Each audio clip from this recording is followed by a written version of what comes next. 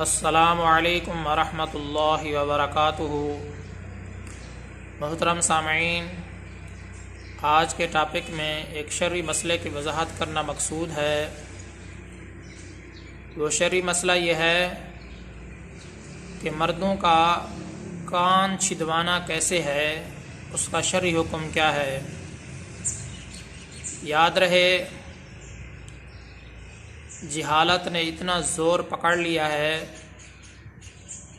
دن بدن روز بروز ایسے ایسے طریقے مردوں نے اختیار کر لیے ہیں، ایسے ایسے طریقے عورتوں نے اختیار کر لیے ہیں، جس سے انہوں نے اپنی حیات کو بھیانک بنا لیا ہے۔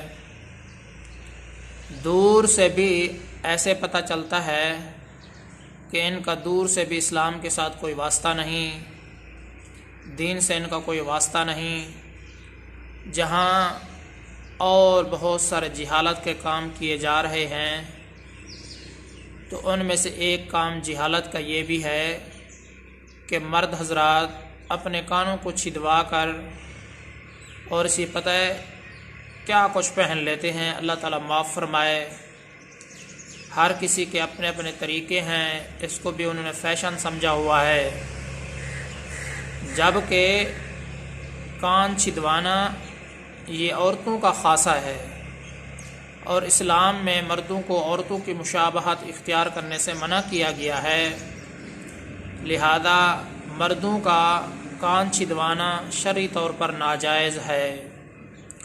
محترم سامعین، جہاں جہالت کے اور بہت سارے کام ہو رہے ہیں، جن کاموں کا اسلام کے ساتھ کوئی تعلق اور واسطہ بھی نہیں ہے، یہ اسلام سے دوری کی وجہ سے یہ سارے کام ہو رہے ہیں، تو وہاں مردوں نے ایک جہالت یہ بھی اپنا لی ہے کہ وہ اپنے کانوں کو چھدوا کر پتہ ہے کیا کچھ پہن لیتے ہیں۔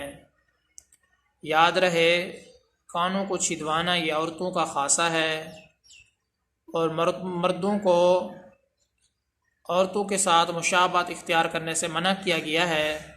حدیث پاک کے اندر پیارے پیغمبر صلی اللہ علیہ وآلہ وسلم نے ایسے مردوں پر لعنت فرمائی ہے جو عورتوں کی مشابہت اختیار کرتے ہیں۔ لہذا مردوں کو کان چھدوا کر اس کے اندر کسی چیز کا پہننا شرعی طور پر ناجائز ہے۔ اللہ تبارک و تعالیٰ سے دعا ہے کہ اللہ تعالیٰ ہم سب کو صحیح سمجھ عطا فرمائے۔ میں آپ سب کی دعاؤں کا طلبگار ہوں۔ محمد ثناء اللہ فاروق۔